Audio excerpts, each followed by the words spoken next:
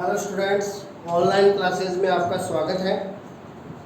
Last class में अपन ने SN1 के अंदर विभिन्न हैलो एल्केनों की क्रियाशीलता का क्रम बताया था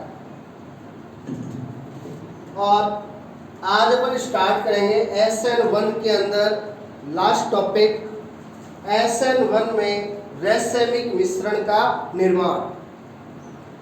अब देखिए,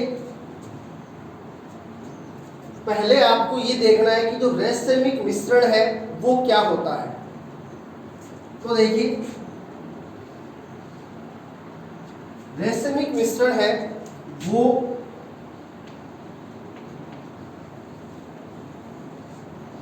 प्रकाशिक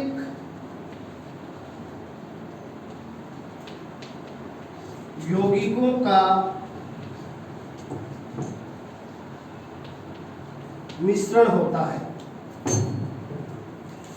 तो रैसेमिक मिश्रण है वो किसका मिश्रण होता है? प्रकाशिक यौगिकों का। अब अपन लेके चलते हैं कि वो प्रकाशिक यौगिक है वो क्या होते हैं।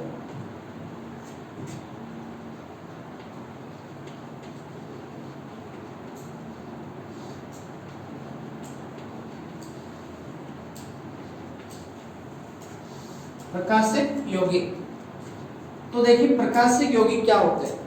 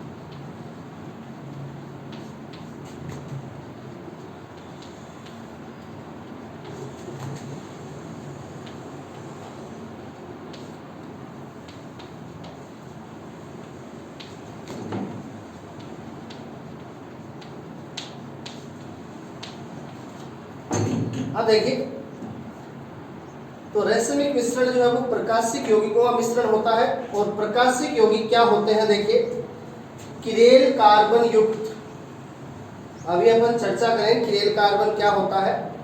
लेकिन इससे पहले देखिए, किरेल कार्बन युक्त ऐसे कार्बनिक यौगिक जो समतल ध्रुवित प्रकाश के तल को, अब समतल ध्रुवित प्रकाश क्या होता है वो भी अपन आगे देखेंगे। तो समतल ध्रुवित प्रकाश के तल को दाईं या बाईं ओर घुमा देते हैं प्रकाशिक यौगिक या ध्रुवण घूर्णक यौगिक कहलाते हैं। तो देखिए, ये समतल ध्रुवित प्रकाश के तल को घुमाते हैं दाईं या बाईं ओर, तो ये हो गए प्रकाशिक यौगिक। अब ये देखिए, समतल ध्रुवित प्रकाश के तल को घुमा रहे हैं, तो समतल ध्रुवित के लिए ध्रुवण, अब घुमा रहे हैं उसके लिए घूर्णक, इसलिए इनको ध्रुवण घूर्णक यौगिक भी कहा जाता है। तो देखिए, पहले अपन ये देखते हैं किरेल कार्बन क्या होता है।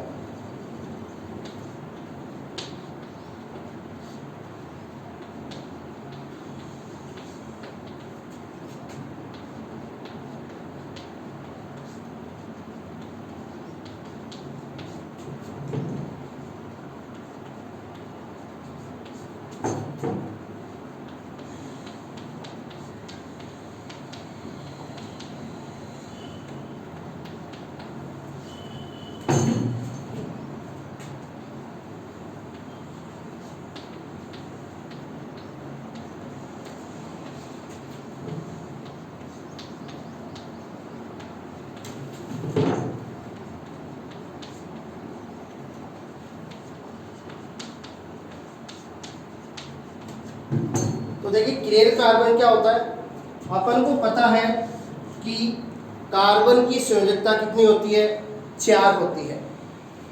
अब ऐसा कार्बन जिसकी चारों संयोजकताएं भिन्न भिन्न परमाणु या समूह द्वारा पूर्ण होता है, यानी कार्बन की चारों संयोजकताओं पर अलग अलग परमाणु या समूह होने चाहिए, ऐसा कार्बन है वो क्या कहलाता है, किरेल कार्बन कहलाता है।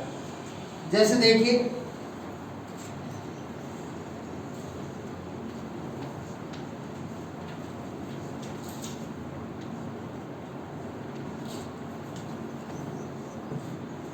ये कार्बन है, इसकी एक संयोजकता A के द्वारा, दूसरी B के द्वारा, तीसरी C के द्वारा और चौथी D के द्वारा। इसकी चारों संयोजकताएं अलग अलग समूह द्वारा पूर्ण हो रही है, इसलिए ये क्या है, किरेल कार्बन है। और किरेल कार्बन को स्टार लगाकर शो किया जाता है। तो ऐसा कार्बन जिसकी चारों संयोजकताएं क्या हो, अलग अलग हो, क्या कहलाता है, किरेल कार्बन कहलाता है। तो जो प्रकाशिक यौगिक है उनमें किरेल कार्बन है वो पाया जाता है, यानी प्रकाशिक यौगिक में किरेल कार्बन होना आवश्यक है। अब देखिए, अब अपन चर्चा करेंगे किस पे, समतल ध्रुवित प्रकाश पे। किस पे चर्चा करेंगे, समतल ध्रुवित प्रकाश पे। तो देखिए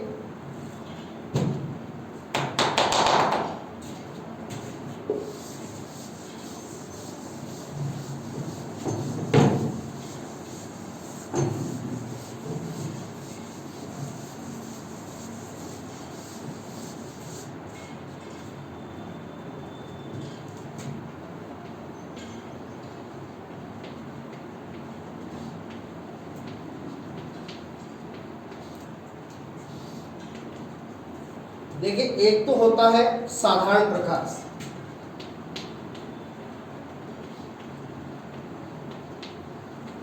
ऐसा प्रकाश जिसका कंपन सभी दिशाओं या तलों में होता है। तो ऐसा प्रकाश जिसका कंपन सभी दिशाओं या तलों में होता है, ऐसा प्रकाश क्या होता है, साधारण प्रकाश। तो देखिए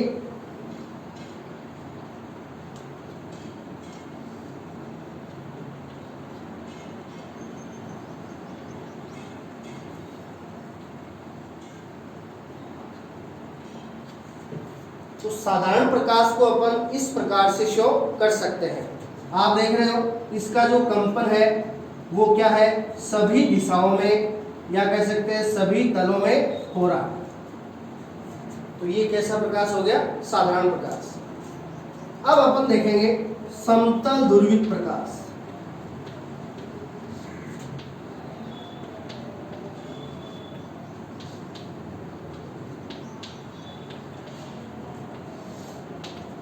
अब प्रकाशिक यौगिक की परिभाषा में कौन सा प्रकाश आ रहा है, समतल ध्रुवित प्रकाश आ रहा है। तो देखिए समतल ध्रुवित प्रकाश है,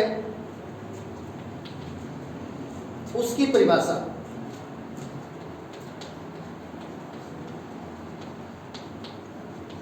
ऐसा प्रकाश जिसका कंपन एक ही तल में होता है। तो ऐसा प्रकाश जिसका कंपन केवल एक ही तल में होता है, ऐसा प्रकाश क्या कहलाता है, समतल ध्रुवित प्रकाश। तो जिस प्रकाश का कंपन सभी तलों में होता है वो साधारण प्रकाश, और जिस प्रकाश का कंपन एक ही तल में होता है उसे कहेंगे समतल ध्रुवित प्रकाश। अब समतल ध्रुवित प्रकाश को अपन इस प्रकार से शो करेंगे। तो आप देख सकते हो इसका कंपन है वो केवल एक ही तल में हो रहा है, इसलिए ये क्या है, समतल ध्रुवित प्रकाश है। अब प्रकाशिक यौगिक के लिए अपने काम आएगा क्या, समतल ध्रुवित प्रकाश। तो एक प्रकाशिक यौगिक की परिभाषा अपन ने क्या लिखी थी कि किरेल कार्बन युक्त ऐसा कार्बनिक यौगिक जो समतल ध्रुवित प्रकाश के तल को या तो दाईं ओर घुमा दे या बाईं ओर घुमा दे, ऐसे कार्बनिक यौगिक क्या कहलाते हैं? प्रकाशिक यौगिक या ध्रुवण गुणक यौगिक। तो देखिए ये समतल ध्रुवित प्रकाश हो गया।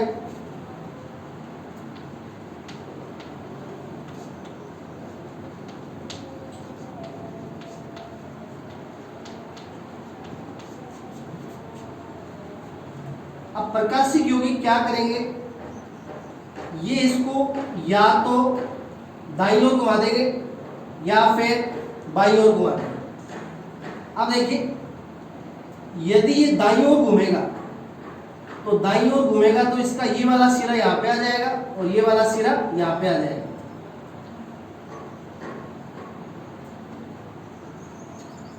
तो यहाँ पे इसको घुमाया गया है किधर? दाईं ओर। और यदि इसको घुमाया जाता है बाईं ओर तो इसका ये वाला सिरा यहाँ पे आ जाएगा और ये वाला सिरा यहाँ पे आ जाएगा।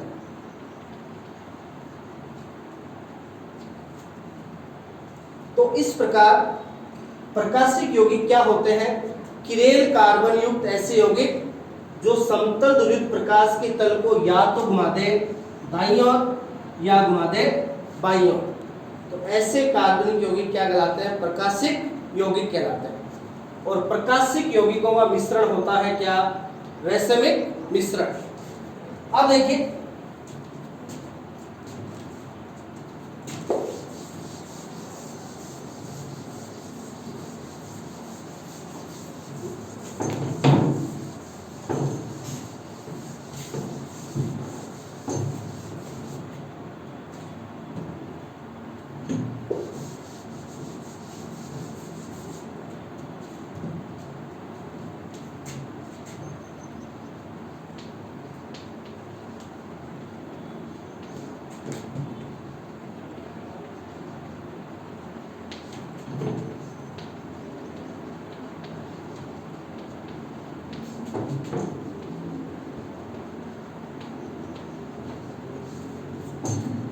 प्रकाशिक यौगिक या प्रकाशिक समावयवी कितने होते हैं? 2 होते हैं।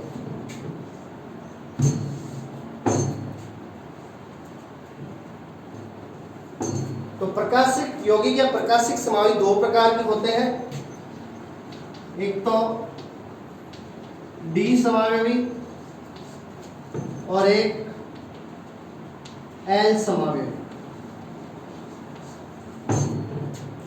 प्रकाशिक समावयवियों के लिए स्मॉल डी और स्मॉल एल काम में लिया जाता है। कैपिटल डी और कैपिटल एल काम में नहीं लेते। प्रकाशिक समावयवियों के लिए स्मॉल डी और स्मॉल एल काम में लिया जाता है। तो देखिए अब डी है, डी समावयवी क्या करेंगे? डी समावयवी कौन से प्रकाशिक समावयवी होते हैं? ऐसे प्रकाशिक समावयवी जो समतल ध्रुवित प्रकाश के तल को किधर घुमा दे? दाईं ओर घुमा दे।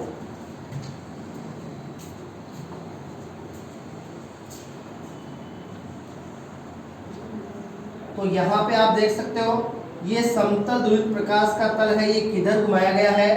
दाईं ओर घुमाया गया। तो ऐसा प्रकाशिक समावयवी जो समतल ध्रुवित प्रकाश के तल को किधर घुमा दे? दाईं ओर घुमा दे, कौन सा होता है? डी समावयवी। अब देखिए यहां पे समतल ध्रुवित प्रकाश के तल को किधर घुमाया गया है? दाईं ओर, यानी दक्षिणावर्त। और दक्षिणावर्त को इंग्लिश में कहा जाता है डेक्स्ट्रो रोटेटरी। दक्षिणावर्त को इंग्लिश में क्या कहते हैं? Dextro rotatory. अब डेक्स्ट्रो रोटेटरी की स्पेलिंग स्टार्ट होती है डी से, इसलिए इसको कहा जाता है डी समावयवी। तो डी समावयवी है वो समतल ध्रुवित प्रकाश के तल को किधर घुमाएगा? दाईं ओर घुमाएगा। अब देखिए एल समावयवी।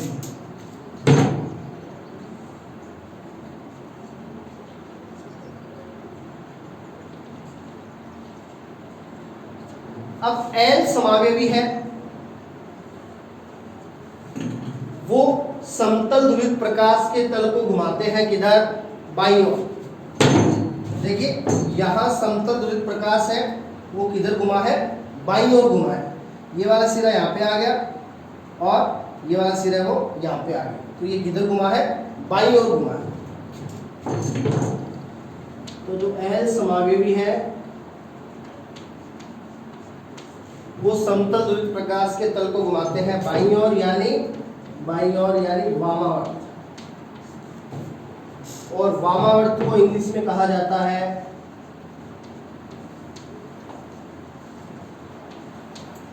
लीवोरोटेटरी। क्या कहते हैं, लीवोरोटेटरी। अब लीवोरोटेटरी का फर्स्ट अक्षर है L, इसलिए इसको कहा जाता है L समावेवी। तो ये जो D और L समावी है ये दोनों क्या है, प्रकाशिक यौगिक है, प्रकाशिक समावेवी है। क्यों, क्योंकि समतल ध्रुवित प्रकाश के तल को या तो घुमा रहे हैं दाईं ओर या घुमा रहे हैं बाईं ओर, इसलिए ये क्या है, प्रकाशिक यौगिक या प्रकाशिक समावेवी। अब इसमें भी किरेल कार्बन होगा और इसमें भी किरेल कार्बन होगा, यानी प्रकाशिक यौगिक होने के लिए किरेल कार्बन है वो आवश्यक है। तो ये जो D और L समावी है वो क्या है, प्रकाशिक समावी है। अब देखिए अपन को ये देखना है कि रहस्यमिक मिश्रण क्या होता है। अपन ने कहा रहस्यमिक मिश्रण है वो प्रकाशिक यौगिक या प्रकाशिक समावेवियों का क्या होता है, मिश्रण होता है। तो अपन ने बता दिया कि प्रकाशिक यौगिक क्या होते हैं और प्रकाशिक समावी क्या होते हैं। ये दो होते हैं, D समावी और L समावी। और इनको प्रकाशिक समावी क्यों कहा जाता है, क्योंकि समतल ध्रुवित प्रकाश के तल को या तो दाईं ओर घुमा लेते हैं या बाईं ओर घुमा लेते हैं। D है वो तो घुमाता है दाईं ओर और L घुमाता है बाईं ओर। अब देखिए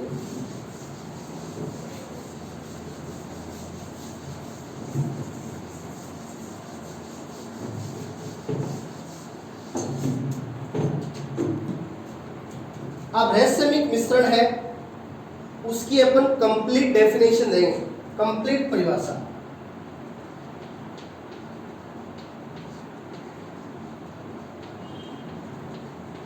ऐसा मिश्रण जिसमें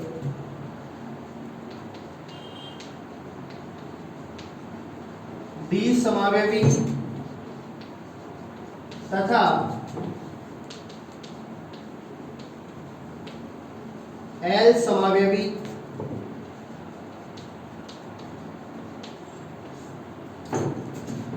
बराबर मात्रा में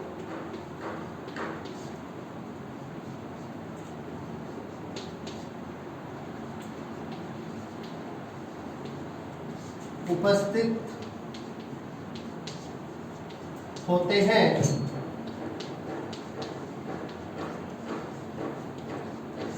वैसे में मिश्रण कहलाता है।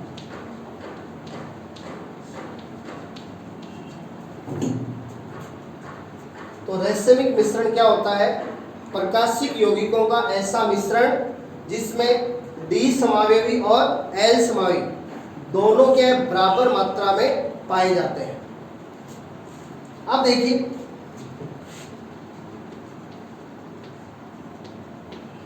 50% D प्लस 50% L, यानी कि दोनों के बराबर मात्रा में हो गए। अब इन दोनों का मिश्रण, इन दोनों का मिश्रण कहलाएगा DL मिश्रण। आधा D है और आधा L है, तो इसको DL मिश्रण कह सकते हैं। इसको प्लस माइनस मिश्रण कह सकते हैं, या इसको रहस्यमिक मिश्रण भी कह सकते हैं। तो अपन को पता चल गया कि रहस्यमिक मिश्रण है वो क्या होता है। अब देखिए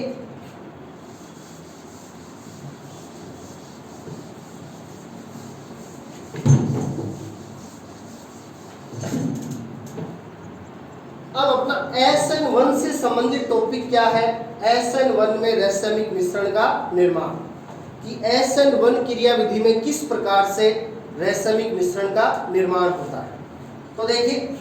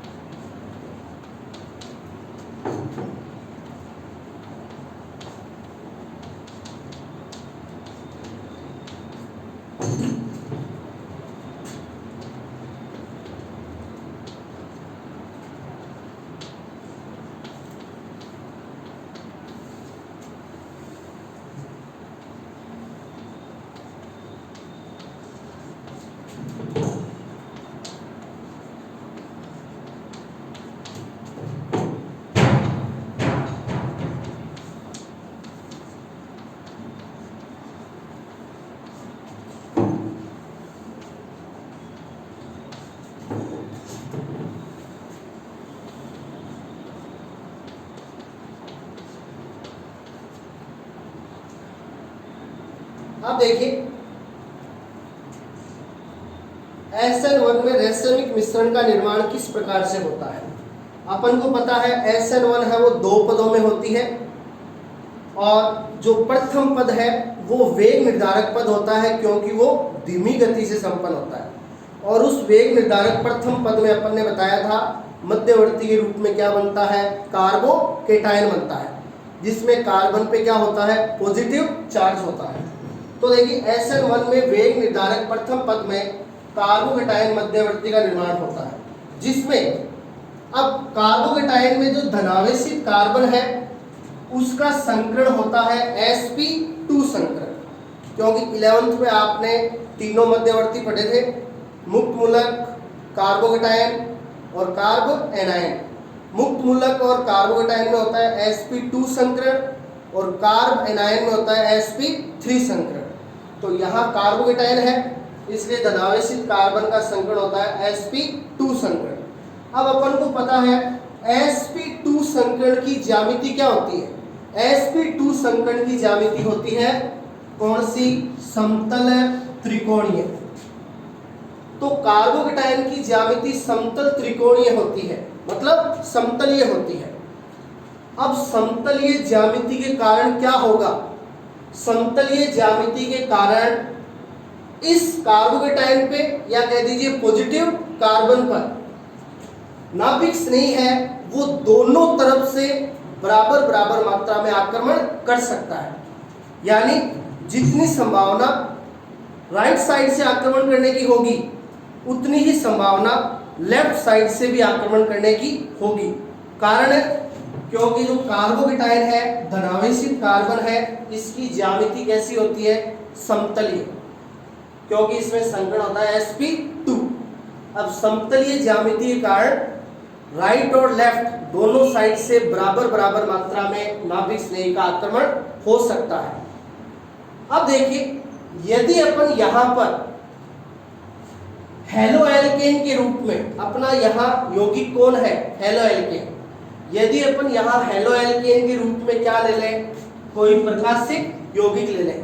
अब प्रकाशिक यौगिक की पहचान होती है किरेल कार्बन, यानी ऐसा हेलो एल्केन ले लें जिसमें क्या हो? किरेल कार्बन हो, ऐसा कार्बन जिसकी चारों संयोजकताएं भिन्न भिन्न हो। तो ऐसा हेलो एल्केन क्या होगा? प्रकाशिक यौगिक होगा। अब उस पर यदि अपन नाभिक स्नेही का आक्रमण करवाएं तो यहाँ नाभिक स्नेही है वो 50% दाईं ओर से आक्रमण करेगा और 50% बाईं ओर से आक्रमण करेगा। अब चूंकि यहाँ पे हेलो एल्केन कैसा है? प्रकाशिक, तो जब नाभिक स्नेही 50% दाईं ओर से आक्रमण करेगा तब तो उत्पाद के रूप में बनेगा 50% डी समावेशी, क्यों? दाईं ओर मतलब डी। और जब नाभिक स्नेही 50% बाईं ओर से आक्रमण करेगा तब 50% बनेगा एल समावेशी, बाईं ओर मतलब एल। तो यहाँ पे उत्पाद के रूप में 50% डी बनेगा और 50% एल बनेगा। तो ऐसा मिश्रण जिसमें 50% डी हो और 50% एल हो, ऐसे मिश्रण को क्या कहते हैं? रैसमिक मिश्रण कहते हैं। और यह घटना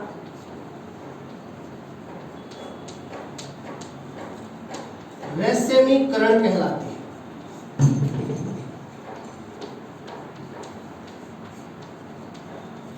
यह घटना क्या कहलाती है? रैसमीकरण कहलाती है। तो SN1 में प्रकाशिक यौगिकों की कौन सी घटना पाई जाती है? रैसमीकरण घटना पाई जाती है। अब देखिए, अपन इसको समीकरण द्वारा शो करें तो रीजन है वो इसका ध्यान रखिएगा। इसका पूरा रीजन आप इस पैराग्राफ में देख सकते हो कि SN1 में किस प्रकार से रैसमिक मिश्रण का निर्माण होता है। अब इसको आप समीकरण द्वारा देखिए।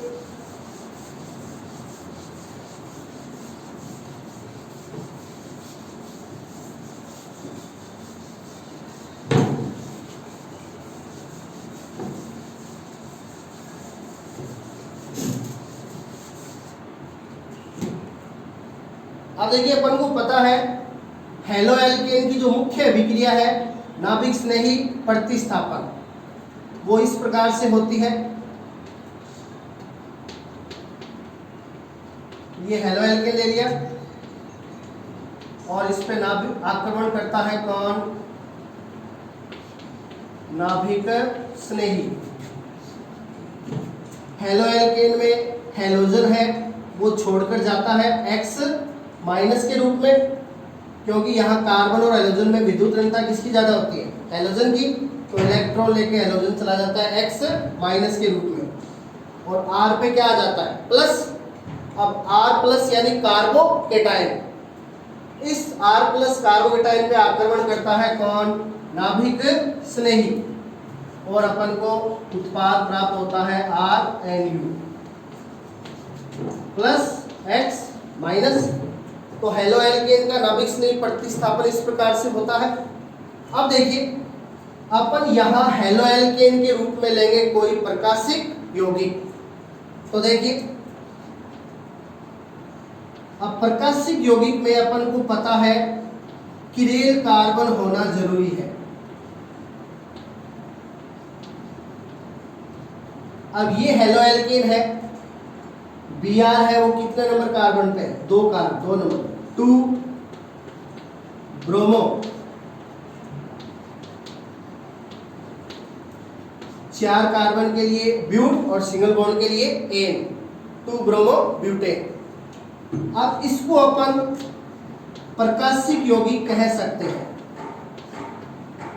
इसको प्रकाशिक यौगिक क्यों कह सकते हैं? क्योंकि इसमें किरेल कार्बन उपस्थित है। इसमें ये जो कार्बन है, इस हाइड्रोजन को अपन अलग से शो कर देते हैं। अब इसमें ये जो कार्बन है जिससे हेलोजन जुड़ा हुआ है, ये कार्बन है किरेल कार्बन है। किरेल कार्बन को स्टार द्वारा शो करते हैं, तो ये स्टार लगा दिया, ये क्या है? किरेल कार्बन है। अब किरेल कार्बन की अपन ने परिभाषा क्या बताई थी? ऐसा कार्बन जिसकी चारों संयुक्ताएं क्या होती है? अलग अलग होती है, भिन्न भिन्न होती है। तो देखिए इसकी एक संयुक्ता हाइड्रोजन, दूसरी CH3, तीसरी Br और चौथी CH3CH2। तो एक संयुक्ता हाइड्रोजन द्वारा, दूसरी मेथिल समूह द्वारा, तीसरी ब्रोमो द्वारा और चौथी एथिल समूह द्वारा। तो चारों संयुक्ताएं क्या है? भिन्न भिन्न है। तो ये किरेल कार्बन हो गया, इसलिए क्या है? प्रकाशिक यौगिक है। तो हेलो एल्केन के रूप में अपन ने ले लिया प्रकाशिक यौगिक। अब देखिए अब यहां पे सबसे पहले SN1 के पहले पद में क्या होता है? हेलो एल्केन भाग लेता है और उसमें से हेलोजन है वो बाहर चला जाता है और बनता है कार्बोकेटायन। तो ये देखिए यहां से चला गया हेलोजन, ये हेलोजन चला गया Br माइनस, और इस कार्बन पे क्या आ गया? प्लस। देखिए कार्बोकेटायन बन गया। अब कार्बोकेटायन की ज्यामिति होती है समतल त्रिकोणीय, क्योंकि इस पॉजिटिव कार्बन में संकरण होता है sp2। तो देखिए इसके साथ एक तो जुड़ा है CH3, ये तो CH3 शो कर दिया, एक जुड़ा है CH2 CH3, ये CH2 CH3 शो कर दिया, और एक जुड़ा है हाइड्रोजन। तो ये इसका कार्बोकेटायन हो गया, जिसकी ज्यामिति अपन ने शो कर दी है कैसी? समतल त्रिकोणीय, क्योंकि यहां पे कार्बोकेटायन है उसमें संकरण है sp2 संकरण, और sp2 संकरण की ज्यामिति होती है समतल त्रिकोणीय। तो यहाँ ये जो कार्बोकेटायन बना है इसकी ज्यामिति कैसी है? समतलीय है। अब देखिए समतलीय ज्यामिति के कारण देखिए आप, ये लेफ्ट साइड वाली जगह खाली पड़ी है और राइट साइड वाली जगह भी खाली पड़ी है। ये दोनों जगह खाली है, यानी जितना आक्रमण नाभिक स्नेही का इधर से हो सकता है लेफ्ट साइड से, उतना ही आक्रमण नाभिक स्नेही का इधर से भी हो सकता है राइट साइड से। तो देखिए नाभिक स्नेही के रूप में अपन ले लें OH माइनस। नाभिक स्नेही पे माइनस होता है, तो नाभिक स्नेही के रूप में ले लिया OH माइनस। अब OH माइनस जो है नाभिक स्नेही, ये जितना लेफ्ट साइड से आक्रमण करेगा उतना ही राइट साइड से भी आक्रमण करेगा, यानी इसका कार्बोकेटायन पे आक्रमण 50% लेफ्ट साइड से होगा और 50% राइट साइड से होगा।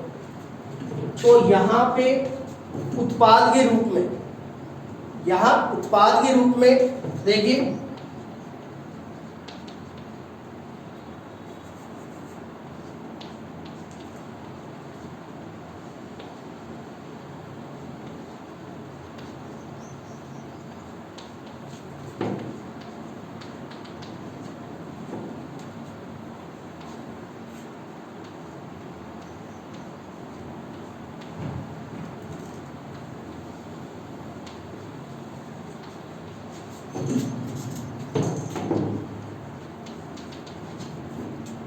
अब देखिए यहाँ उत्पाद के रूप में 50% OH माइनस किधर जुड़ेगा, राइट साइड में। तो यहाँ देखिए 50% OH जुड़ गया राइट साइड में। तो राइट साइड मतलब दाईं ओर, दाईं ओर मतलब डेक्स्ट्रो रोटेटरी, डेक्स्ट्रो रोटेटरी मतलब डी। तो 50% तो उत्पाद के रूप में बन गया डी समावेश, और 50% लेफ्ट साइड से आक्रमण हुआ है, तो ये OH है वो जुड़ गया लेफ्ट साइड में। तो लेफ्ट साइड मतलब वामावर्त, वामावर्त मतलब न्यूरो रोटेटरी। तो 50% बन गया क्या, एन समावेश। अब यहाँ पे ये जो उत्पाद बने हैं 50% डी और 50% एन, इनका ये जो मिश्रण है वो क्या कहलाएगा, रैसेमिक मिश्रण। तो इस प्रकार अपन कह सकते हैं कि SN1 में प्रकाशिक यौगिकों की कौन सी घटना पाई जाती है, रैसेमीकरण घटना पाई जाती है।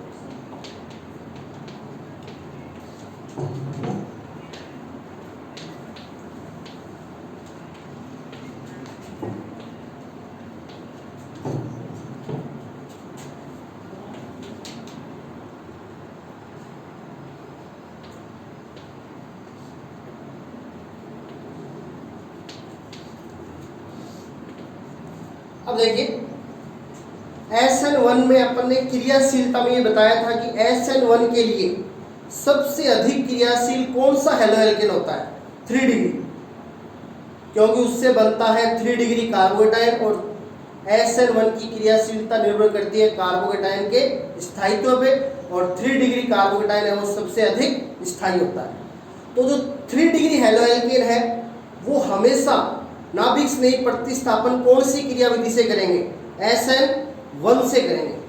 तो ये अपन ने 3 डिग्री हेलो एल्केन ले लिया, तृतीयक ब्यूटिल क्लोराइड, और इसकी जलीय KOH के साथ क्रिया अपन करेंगे SN1 के द्वारा।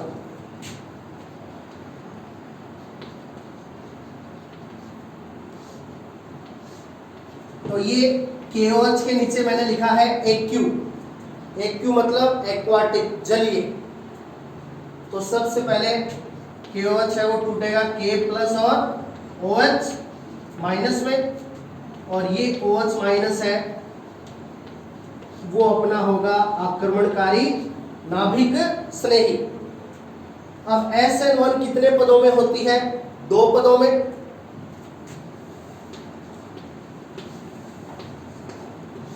अब प्रथम पद में केवल कौन भाग लेता है, हेलो एल्केन, और यहां अपना हेलो एल्केन क्या है, तृतीयक ब्यूटिल क्लोराइड।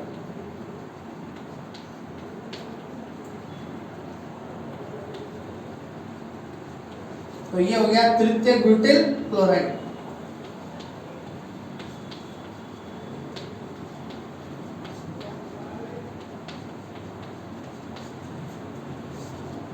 अब पहले पद में अपन को पता है हेलोजन छोड़ के चला जाता है और बनता है कार्बोकेटायन।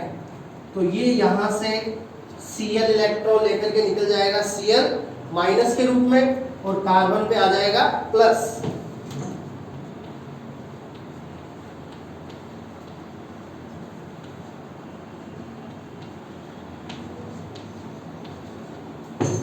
तो ये बन गया आपका 3 डिग्री कार्बोकेटाइन।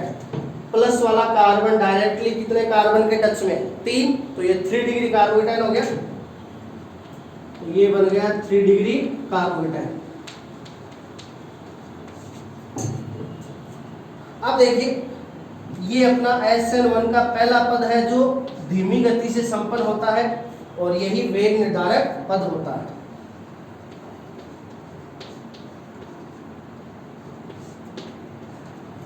द्वितीय पद में अपना आक्रमण करेगा कौन, नाभिक स्नेही, किस पे, कार्बोकेटाइन पे।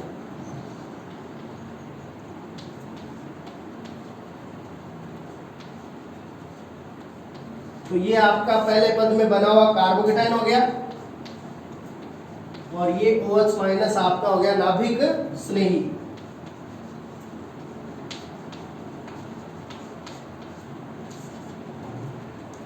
अब जो दूसरा पद है वो तीव्र पद होता है।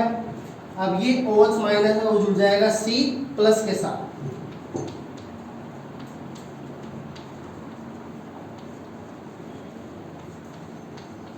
तो ये आपका बन गया क्या, उत्पाद। ये उत्पाद तृतीयक ब्यूटिल अल्कोहल, तृतीयक ब्यूटिल समूह के साथ लगा है OH, तो ये है तृतीयक ब्यूटिल अल्कोहल। तो इस प्रकार से SN1 के द्वारा तृतीयक ब्यूटिल क्लोराइड और जलीय KOH के मध्य अभिक्रिया है वो अपन 2 पदों में संपन्न करवा सकते हैं। तो अपन ने यहाँ 3 डिग्री हैलोएल्केन क्यों लिया, क्योंकि SN1 में सबसे अधिक क्रियाशील कौन होता है, 3 डिग्री हैलोएल्केन होता है, इसलिए। और यहाँ पे अपन ने जो आक्रमणकारी नाभिक स्नेही लिया है वो कैसे विलयन में लिया है, जलीय विलयन में। और जो जल है वो एक ध्रुवीय विलायक होता है। जल कैसा विलायक होता है, ध्रुवीय विलायक। तो ध्यान रखिएगा ध्रुवीय विलायक में कौन सी क्रिया विधि ज्यादा संपन्न होती है, SN1। तो जल है वो ध्रुवीय विलायक होता है और ध्यान रखना है कि ध्रुवीय विलायक में SN1 क्रिया विधि है वो अधिक संपन्न होती है। तो ये आपकी जो SN1 है एकाणुक नाभिक स्नेही प्रतिस्थापन वो कंप्लीट है। तो कंप्लीट SN1 को एक बार एक साथ जोड़ करके पढ़ना है, उसके बाद अपन स्टार्ट करेंगे SN2। धन्यवाद।